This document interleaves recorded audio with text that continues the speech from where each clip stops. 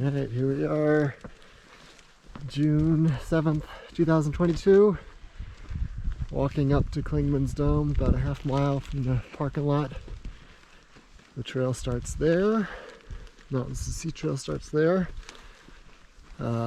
Visibility is not great because it's 4:22 in the morning, but we've also got some really cool fog. We got Felix, whose trail name is still to be determined, and Waffles here, and we'll be starting shortly. This is a story about our family adventure on the Mountains to Sea Trail. And this is us, my wife Melissa, our son Felix, and me, Brandon, or Waffles, Biscuit, and Stank. The notion of completing the Mountains to Sea Trail had been an ineradicable thought of mine for several years. At times, the idea of committing to the adventure had come with great certainty, only to later retreat into the nebulous category of someday. Still, the idea never really went away. After mulling over logistics for a few more weeks in December 2021, I finally decided to mention it to Melissa. Right away, she said, let's go for it. From Clingman's Dome to Jockey's Ridge State Park, the site of the tallest living sand dune on the East Coast, the MST connects the west and east borders of the Tar Heel State through a meandering 1,175-mile path. It travels along a mixture of wooded trails, country roads, bike paths, and coastline through 10 state parks, 4 national parks, and 2 national wildlife refuges. Along the way, it crosses mountain, Piedmont, coastal plain, and Outer Banks regions, and there are 2 ferry rides to get you from the mainland to Ocracoke and finally Hatteras Island. I've lived in Colorado for 12 years, but before that spent more than 2 decades of my childhood and early adult life living in North Carolina. In fact, if you took snapshots of the first 22 years of my life and pinned them to a map, they'd be scattered across the state in a line similar to the MST. There were fishing trips, picnics, high school prom, and college graduation, and my first long-distance walks in the Blue Ridge Mountains.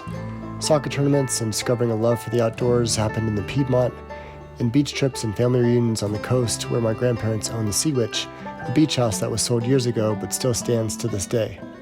More than just a trail, for me, completing the MST was extremely personal.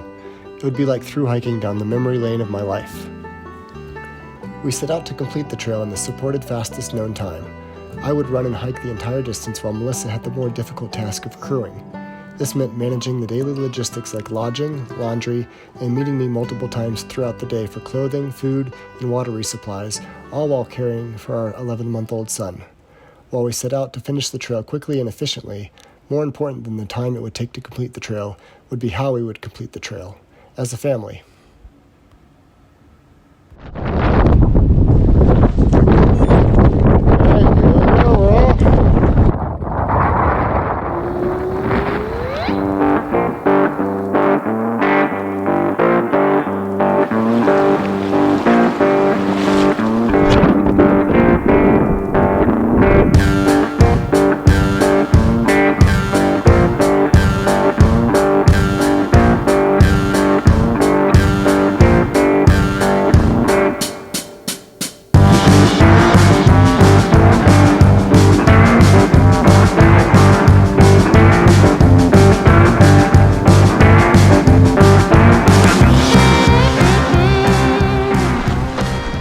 Eight and a half hours in for day 2.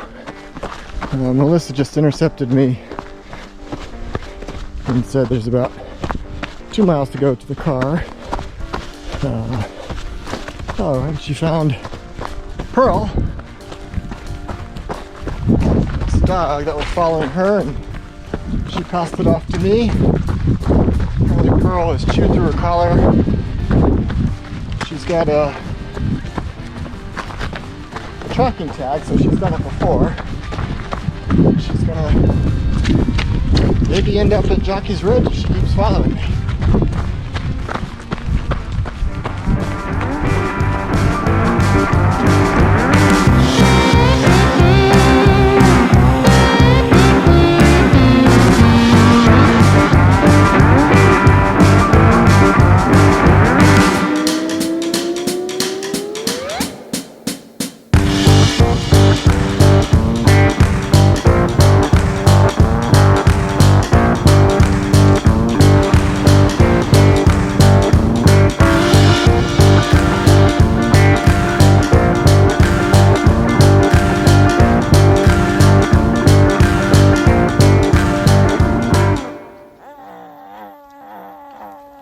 That's right, Biscuit.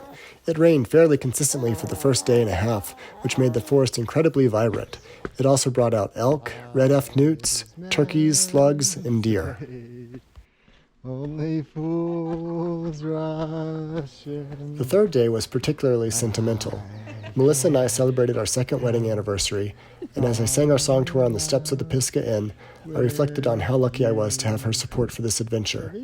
The trail that day traveled along the Shut-In Trail, which was the site of my first trail race in the early 2000s. We continued through Asheville, where I spent the majority of my teenage years coming within a few miles of my old high school, the pool where I held a summer lifeguarding job, and the house I lived in during those formative years. That night, we made it near Craggy Gardens, but shuttled back to stay with my parents who still live in that childhood home in the Haw Creek Valley.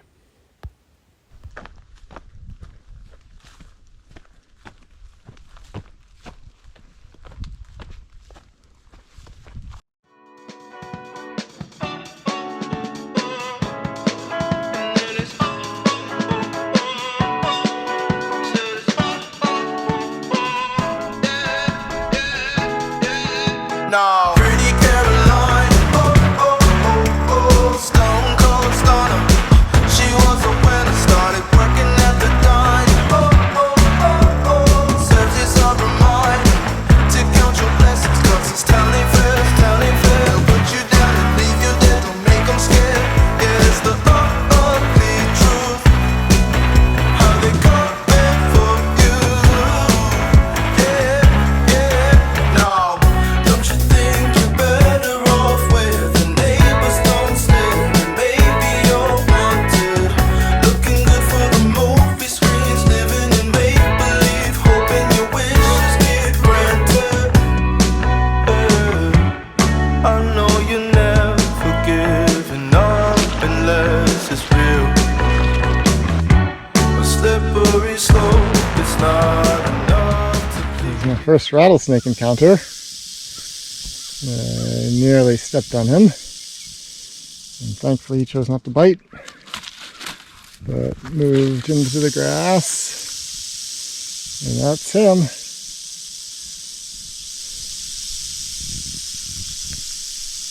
I'm gonna wait here. Pretty Caroline, oh, oh, oh, oh, stone cold stunner. She was a winner, started working at the dine. Oh, oh, oh, oh, searches of her mind to count your blessings, cause it's telling fair. They'll put you down and leave you there, don't make them scared. Yeah, that's the ugly truth, how they coming for you. Yeah, yeah, let's go. It's the missed opportunity train. It only comes on a very blue moon. Blink twice, and you missed it again. Waiting in line for the party to end. Guess you didn't get what they asked for. Not a genie in sight, that reality gets so. There's no point to being careful. Learn the rules of the game before you lose your mental. Pretty Caroline, the stone cold stunner. She was a winner, started working at the dine. It serves as a reminder to count your blessings, cause this town ain't fair. They'll put you down and leave you there, don't make them scared. Yeah, that's the ugly truth, how they coming for you. Yeah, yeah, It's actually done. Hi, buddy. On the 8th day of the trip, we completed the mountain section of the trail and entered the Piedmont. To this point, our days consisted of 3 a.m. wake-up calls covering 40 to 50 miles of rocky and rooty terrain. Along the way, there were tight mountain laurel tunnels, expansive views that overlooked a rolling ocean of different shades of green, crystal-clear creeks, and an abundance of wildlife, especially after a storm. We were incredibly fortunate to be able to rely on support from a few friends, family, and people we hadn't met before. Whether it was a meal, a place to stay or do laundry, or just to say hello, we were grateful for their kindness and generosity.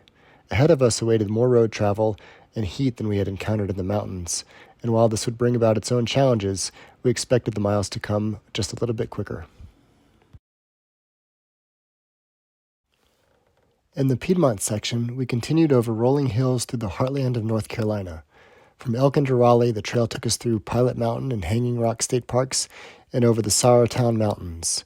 As we continued east, the high heat and humidity led to days where the heat index rose to over 115. Road walking. Made pretty good time today. We had a little longer stop in Rockford because one of the managers let us know another thru hiker was in there. His name was Tough Love. Nice guy, gave us some insight on what to expect, and the heat, I think it's close to 90 or more. High humidity. Feels like being in a sunny hot yoga room.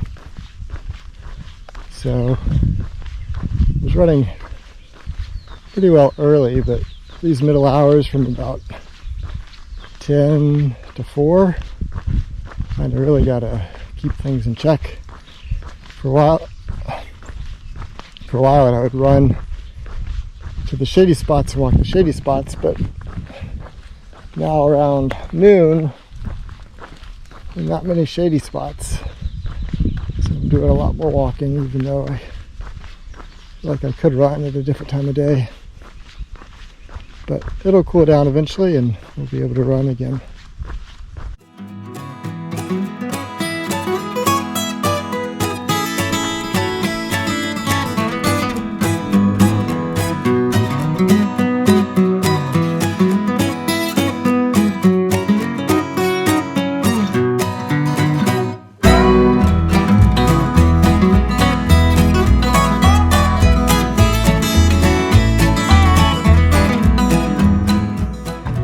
Hanging Rock State Park.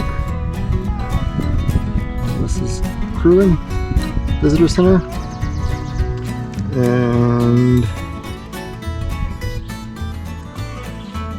this is the Lone Ranger, the Lone Star Tick.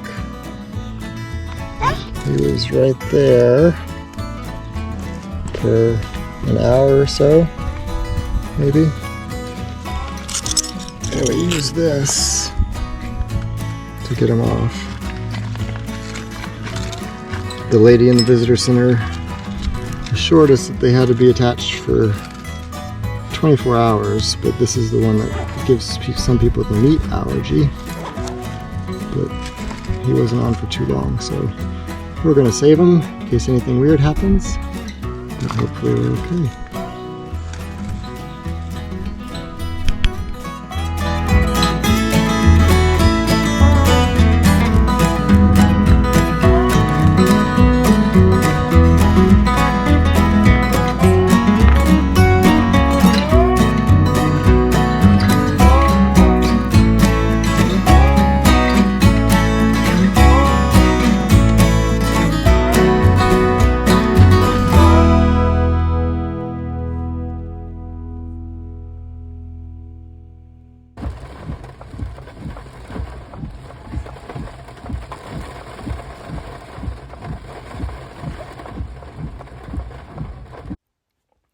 On day 14, we transitioned from the Piedmont to the final region, the Coastal Crescent. And while that seemed encouraging, we still had about 600 miles to go. To boost my spirits, though, Melissa worked her magic and arranged for a couple of runners to join me with help from mutual friends in Colorado Springs. Stefan and Samir from the local Raleigh Trail Runners group split shifts with me that day, and their company was a tremendous help. As we shared stories about our love for running and our families, I appreciated the ability to become instant friends with people from the area. And, to make things even better, Melissa and Felix treated me to a few shared miles with them. Their company really made this one of my favorite days of the trip so far. Back there, a dog snuck up on me. I've been chased 3 times so far, and all the chasings have come with a bark, so you know they're coming. This one was silent until I turned around. He was right there. I backed up, fumbling with my pepper gel, and yelling at him to go home. And then I realized he's not trying to attack me. He just wants to run with me. But we were kind of on a busy road, and so stopped, walked him back to his house. Up to that point, dogs, ticks, and blisters had been my biggest challenges. But now, traveling amongst Civil War battle sites and country roads that divided fields of potato, soybeans, and tobacco, it was easier to find a rhythm. There was still fatigue, for sure, but the early wake-ups, steady movement, and periodic check-ins with my crew were now routine, and the miles were coming quicker and easier than ever before. Trouble going back, don't come around no more. Trouble stay away from my door. Never stay away from my home. Never stay away from my home. Never go back and leave my soul alone. Stay away from my home.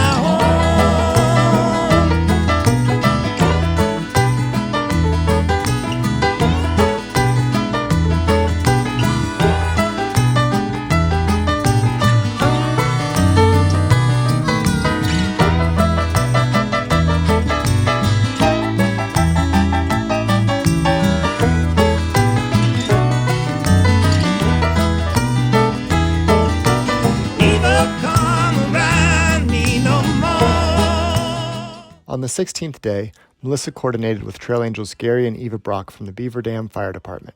Fire Chief Gary and his wife Eva managed 2 fire stations in town, which Gary's family founded and operated now for several generations. They sadly had been working all day at a nearby fatal traffic accident, yet still made us feel welcomed and were the most gracious Trail Angels we had encountered so far.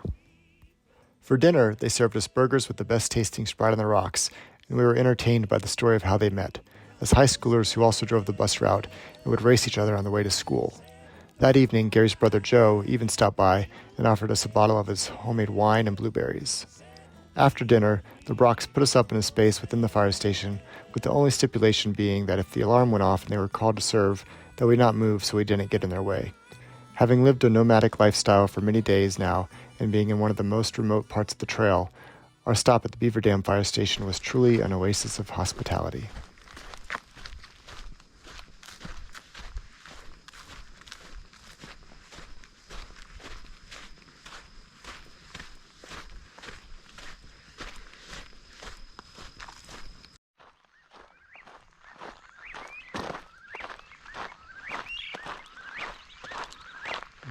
Bird songs I've never heard before.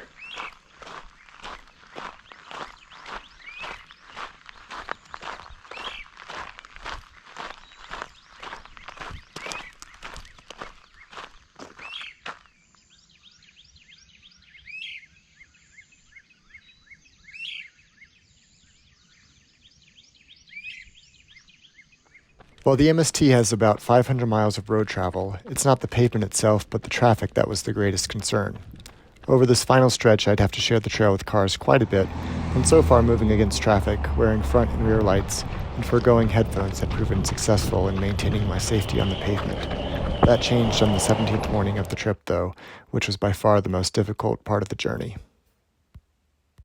It's been a tougher day to start. For a number of reasons. Rained overnight, so a little more humid.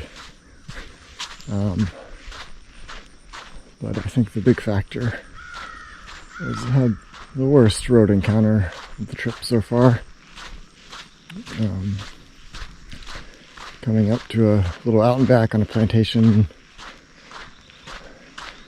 2-lane road. I don't know, speed limit's probably 45.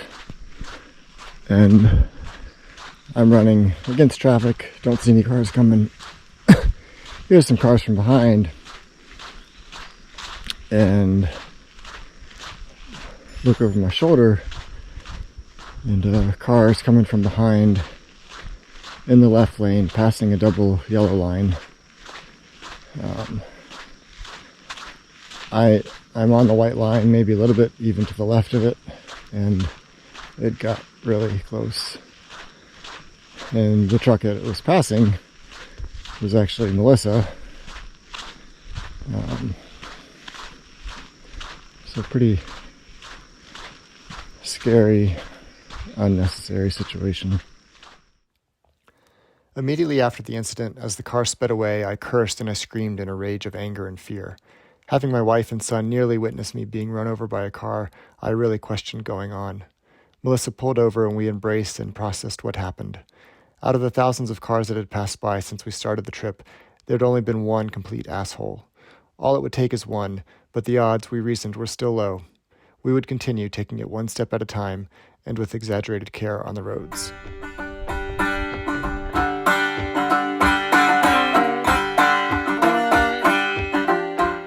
One of the unique things about the Mountains to Sea Trail is the diversity of landscapes through which you travel. And despite that close call with a careless driver, we felt excited with the changes that were happening. Covering 1,200 miles on foot at a rate of 50 miles a day doesn't exactly lend itself to quick change. But now it was undeniable that we were in a completely different place than where we had started. We had traded clear mountain streams for dendritic lakes and finally crescent moon brackish water bays. The trails, once rooted, then dirt, had now turned to sand. And even the smell of the air was different. It was salty. And while we were excited to see the ocean for the first time, we knew that we hadn't yet reached the end, because after about 10 miles of beach running, the trail would take us back inland for a few days before returning to the coast and heading north along the Outer Banks for the final 80 miles. We were close, but not close enough.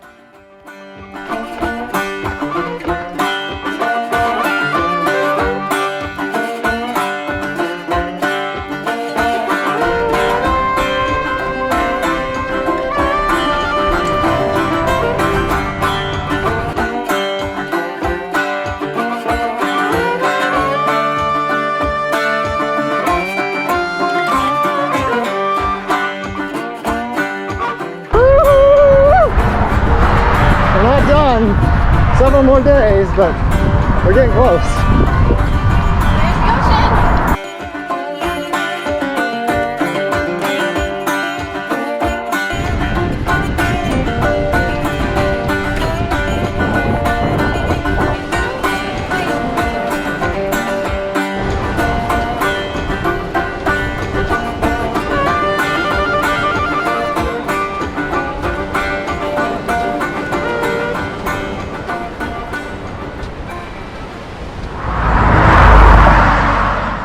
That evening in Sneed's Ferry, we were treated to a delicious seafood dinner at Rick's Restaurant by Tim Supple, trail angel and captain for Segment 15.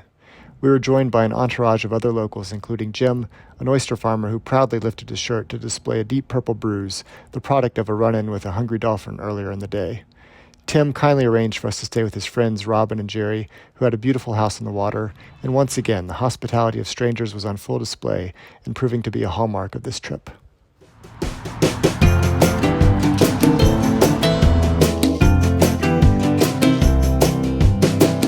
There is something we need. It's a leap of faith, a step away from the comfort zone and be a little brave. So take a look around you. How far can you see?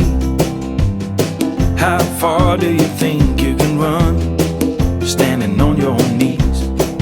It's a beautiful world out there. Just don't pass on the dare. If you have the will and a moment to spare, it's a beautiful world out there. It's a beautiful world out there. It can be a bit frightening, something you don't know. You need a little enlightening, it'll make you grow. It's a beautiful world out there. Just don't pass on the dare. If you have the will and a moment to spare, it's a beautiful world out there. It's a beautiful world out there. Oh, it's a beautiful world out there. Just don't pass on the dare. If you have the will and a moment to spare, it's a beautiful world out there. It's a beautiful world out there. Oh, if you have the will and a moment to spare,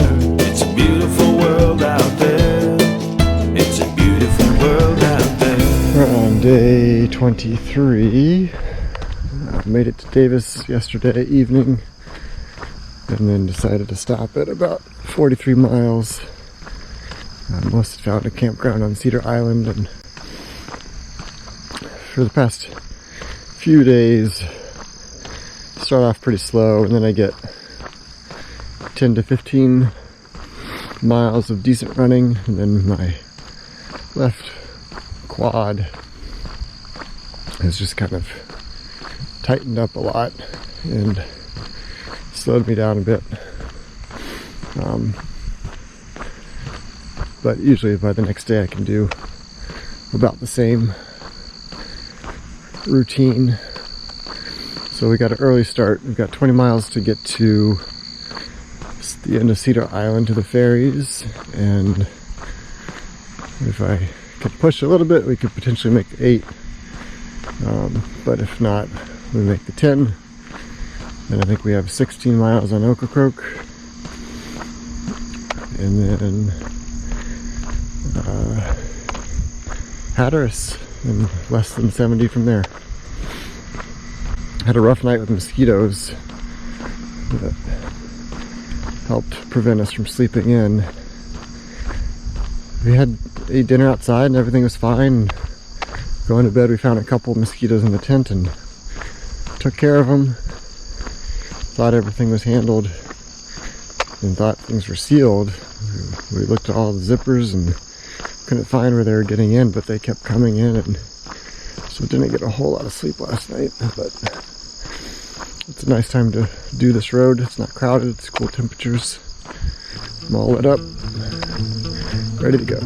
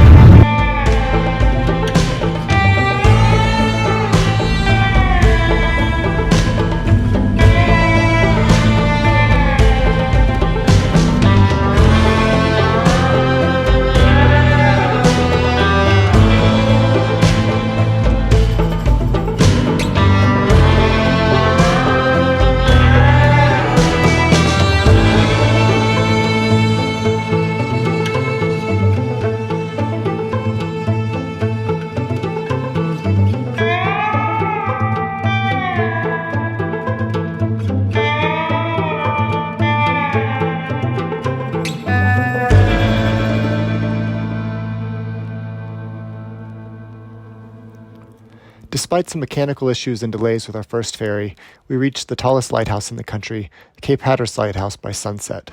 This left a long but manageable 58 miles for the final day, and with an early start I'd be able to make it to the highest sand dune in Jockey's Ridge and see the end of the trail by sunset the following evening. As I started this final stretch the next morning, dodging sand crabs by headlamp and patiently observing the sun creep up over the horizon, it was a bit sad knowing that this lifestyle would be coming to an end. While the past weeks certainly weren't without their hardship or discomfort for myself or Melissa, I was so fortunate to be able to spend my days, from sunrise to sunset, outside, traveling on foot through the places of my past, experiencing the world with my family, and pursuing adventure in a way that only a trip like this could offer.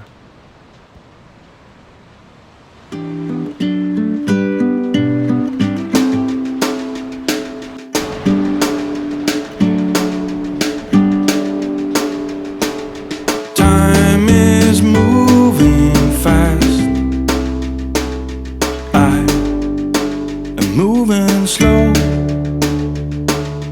all run days that passed. to go. I watch them slip away as far as I can see. I let them roll astray. It did not bother me. The sun is shining through every window pane. It's bathing you in light, so why should I complain? If there should ever be a storm or a pouring rain, we'll look out through the window pane where the sun will shine again.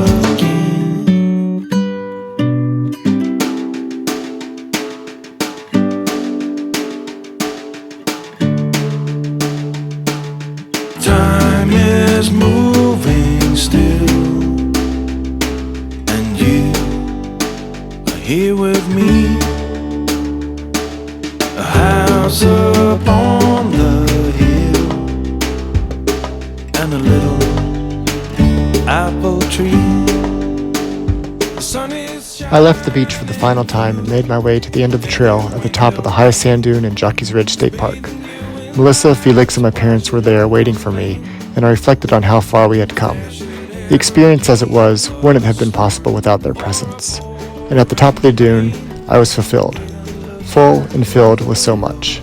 Filled with relief, filled with fatigue, filled with gratitude, filled with happiness and appreciation for being alive and being a human in this world at this time with these people that I love so dearly. The sun will shine again.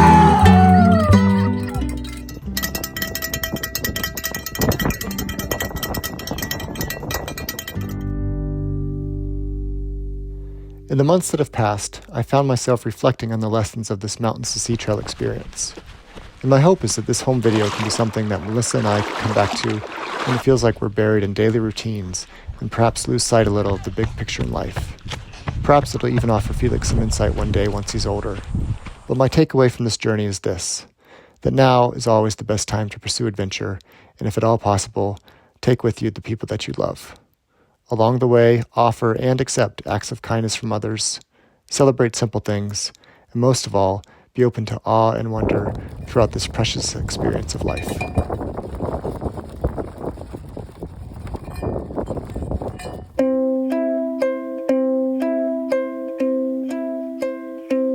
My wristwatch is broken, my shoes are untied. Time is a-ticking, and so is the tide. But I am not worried, things are what they are. Come rain or come shine or a shooting star.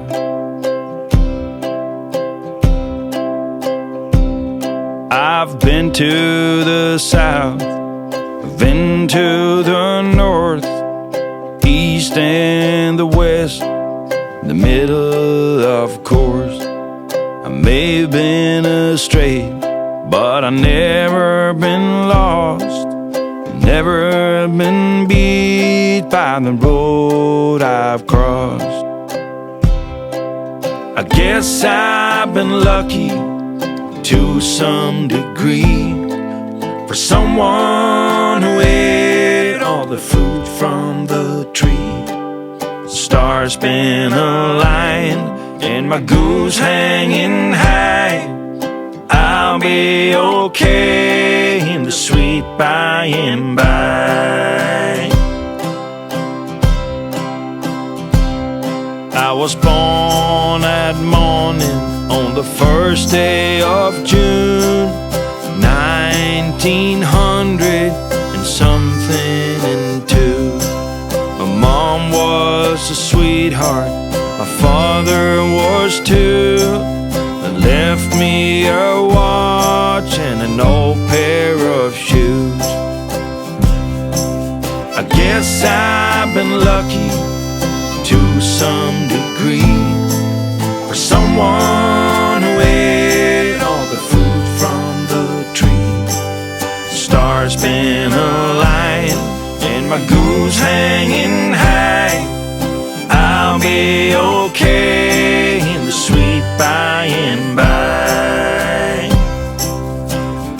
A-OK in the sweet by and by.